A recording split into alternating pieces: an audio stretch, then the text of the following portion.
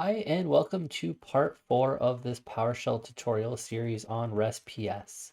So far, we've seen how to set up RestPS and start the listener. And the way that we've been starting the listener has just been on port 8080, and we've just been using HTTP to get our results. So let's just run it exactly as we've had it in the last couple videos so far. So we're just going to start the listener here. And then if we go into Postman here, and then we just do HTTP. And for me, it's going to be 172.30.123.5, port 8080. And for you, it might be localhost if you're running it on the same machine as your RestPS server. I am running it from a different computer here. So I'm just going to look up the users for the office is equal to Toronto. Just a very basic route here we're just going to use. So we do get LC Murphy, but we do have it only HTTP, and we aren't like authenticating at all against this route. So what we're going to be doing in this video is I'm going to be showing you how to do an authenticated RestPS, which is going to allow you to use HTTPS and also pass in a authorization header with a username and password to be able to authenticate the user into the API. So that'll add some security. Now, there are a few notes to make in this video. I'll be using a self-signed certificate, which I don't recommend for production use. This is only for testing and for video purposes. So I'm just using a self-signed certificate. And because I'm using a self-signed certificate, I will have to do a slight modification to the PowerShell script, but this will also let you guys know how to run a REST method from PowerShell if you're running it against a self-signed certificate server.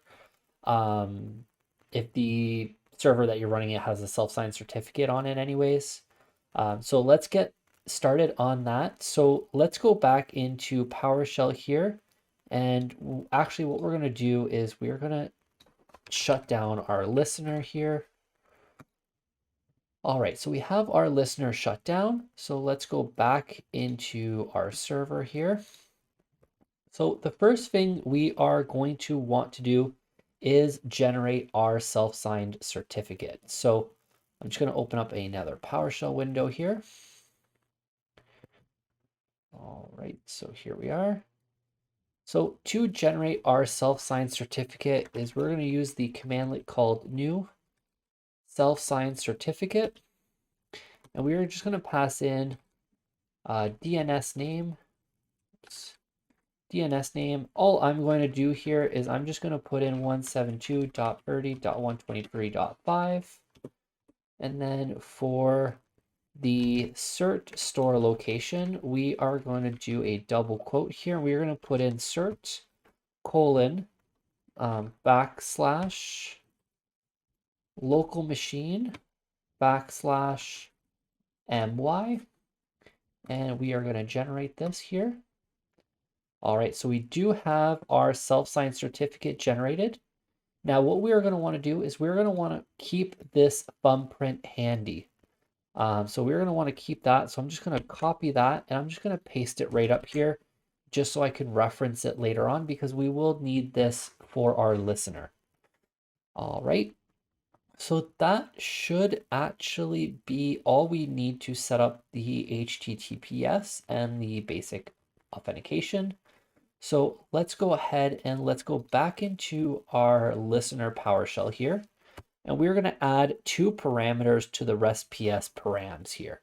So the first one that we are going to want to add is going to be SSL thumbprint.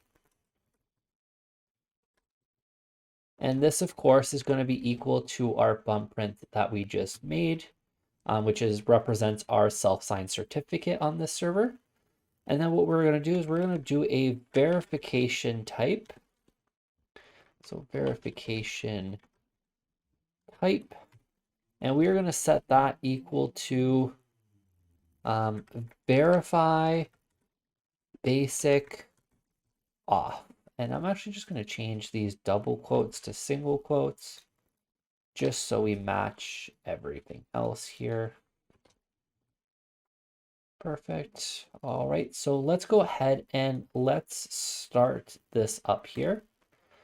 So we have our listener. So now if we go back into our Postman and we try to do this endpoint shutdown with just HTTP, we are going to see that we just get the sending request.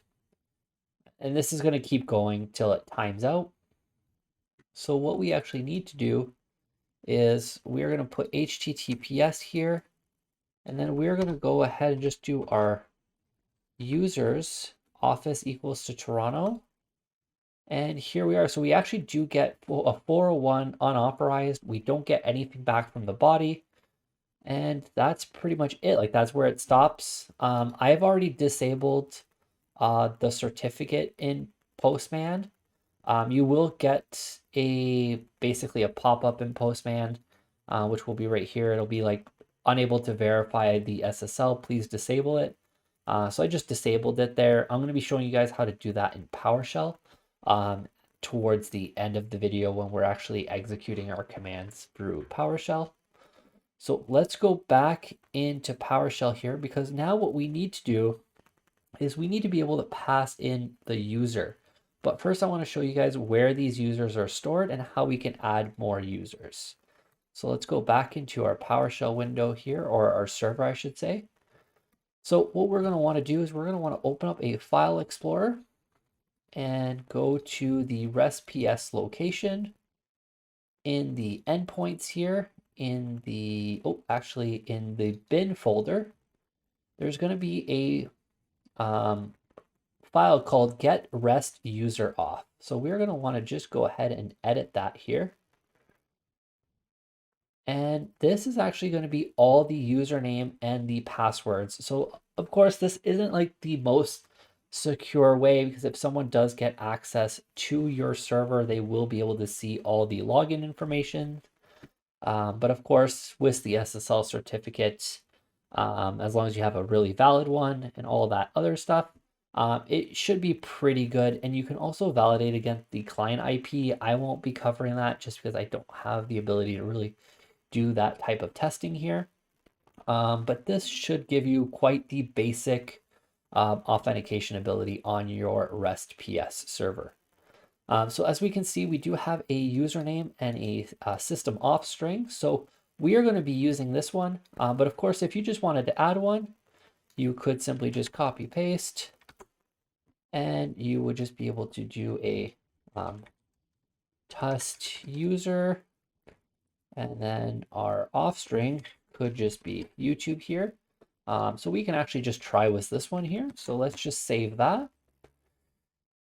All right, so now we've created our user. Now we need to be able to pass that in. So if we actually just go ahead and try to pass in our authorization through Postman, which that is always going to be, well, not always, but most of the time in our headers, in the key, we just put a authorization key. In the value here, you're going to put in a string with a space in between. So the first part is going to be the authentication type, which actually doesn't really matter in this case. And then the second one is going to be your username and password. So all we're going to do is we're going to do txt, and then we are going to pass in our user info here, which is going to be test user and YouTube. And test user is, we're going to do this here. So test user, and then I believe, YouTube was a capital Y. All right, so if we try this, we're going to see that we still get unauthorized, but we did pass in the username and password. Now, the reason why this doesn't work is this actually needs to be in a base 64 string. So let's go and convert that into a base 64 string, and then we're going to paste that in, and we should get a result. And then I'll be able to show you guys how to do all of this stuff in PowerShell in one nice little script, so you guys can use this later on. So let's go ahead and let's copy that here, and let's go back into our server here. So the way that we will be doing that here is actually a quite a long command here. So what we're going to do is we're going to do a convert. So an open and close square bracket, convert ::, to base 64 string. And then what we're going to do here is going to be a open and close parentheses. In the open and close parentheses, we're going to do an open and close square bracket, Text.Encoding, and then : we're going to do a Unicode.GetBytes, and it's going to have another open and close parentheses. And then in here, you will have your username and password. So here it's just going to be test user and then : YouTube. So if we actually run this line here, we will see that we do get this long, weird, jumbled screen. So if we actually copy this and paste this into our Postman here, and we hit send, we actually do get our data back. So we do know that the authentication works. We know that our username and password work. So this is awesome. We're on HTTPS. We've passed in through an encrypted string here our username and password. So that is perfect. So the way that you would want to do this, if you are, let's say, calling this API from PowerShell. Now, of course, this is going to change if you are calling the API from Python or from C# or from Java. You would have to basically kind of figure out a way to bypass the SSL certificate because it is self-signed. So what you would typically do here is, let me just get this all ready here for us. What you would typically want to do is you would have your invoke REST method here, and then we would have our method, which is going to be get here, and then our URI, which is going to be https //172.30.123.5:8080 / office equals stars, office equals Toronto. So we keep it the same. And we're going to do use basic parsing.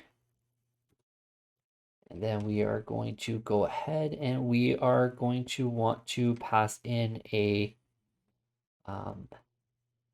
header here. And what I like to do for the header is I like to create it in a variable. I find it a little bit easier to pass in that way. So we're going to create our variable here. We're going to call it header.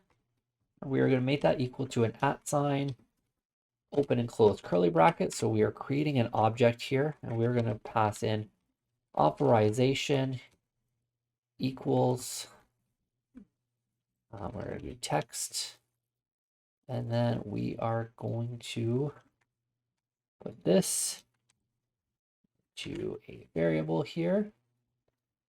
That should be good. So now when we look at our header, we do see our value, which is txt, which is just text for our authentication type. And then we have our base 64 string here.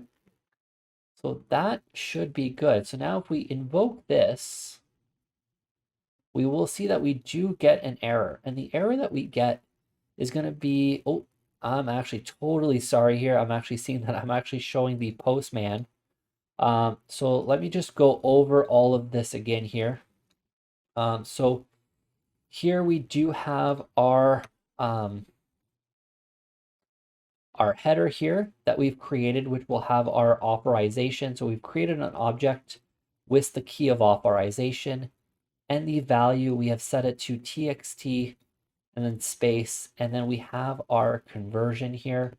Now you could do this many different ways. You can set up another variable at the top here for this. So like what we could do is we can do like a token type of thing here equals to that.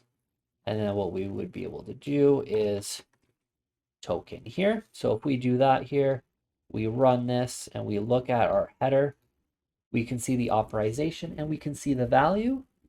And then we have our invoke REST method commandlet, and then we pass in the method of get.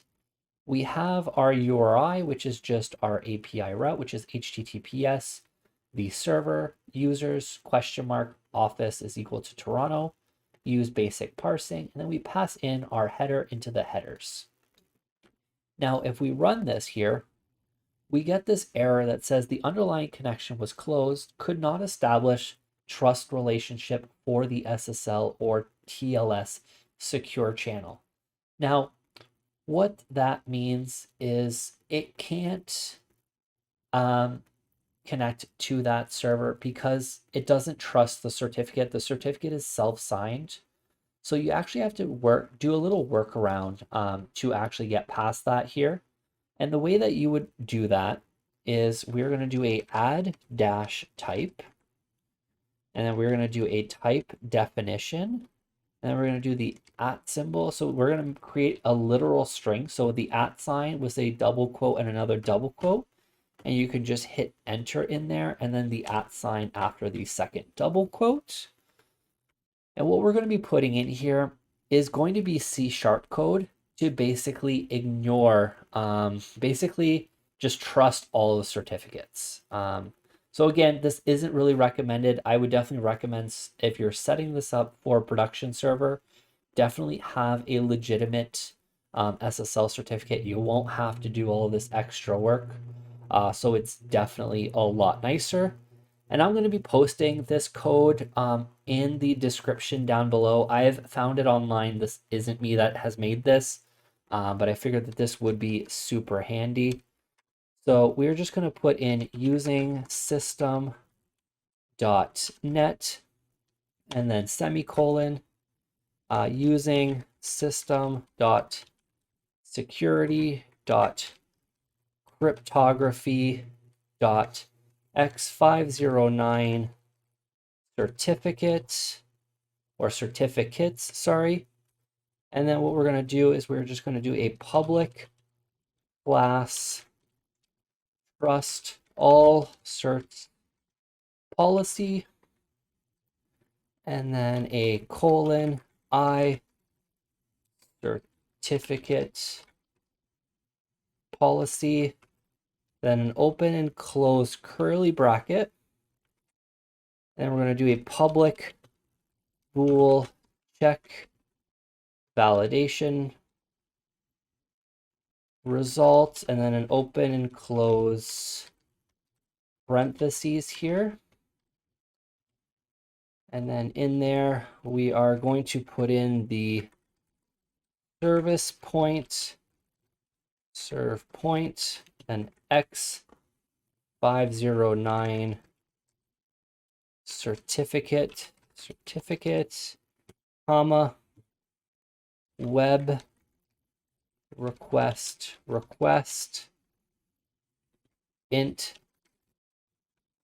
certificate problem, and then we're gonna that's where the close parentheses is going to come in here. So let's just move that back up here, and then we're going to do an open curly bracket and then return true colon and then a close curly bracket. So that should be good. And then after that literal string, what we're going to do is we're going to add a open and close square bracket, system.net.ServicePointManager, colon, certificate policy equals new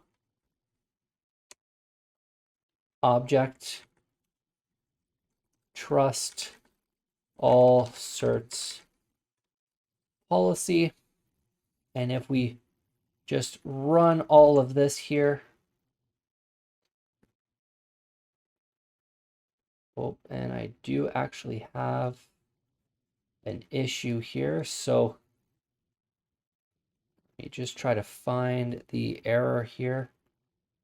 If I don't find the error, I might just again kind of copy paste from what I have earlier here. So let me just paste this in here. Like I said, I'm going to be pasting this into the description down below, so you guys don't actually have to type all this out. This is only, again, to bypass the self-certificate server. So here we are. So we did manage to get it executed. We got all of our data. So again, this is how you would set up the RestPS to go over HTTPS and have the user authentication. Now, if you only wanted to have the user authentication, you do not need the SSL thumbprint to have just the user authentication. But that would transmit all the data still over HTTP, which would not be super secure either way. It would add a little bit of security because you would have to need a username or password, but all the data that gets transmitted back would be in clear text, so it's kind of pointless.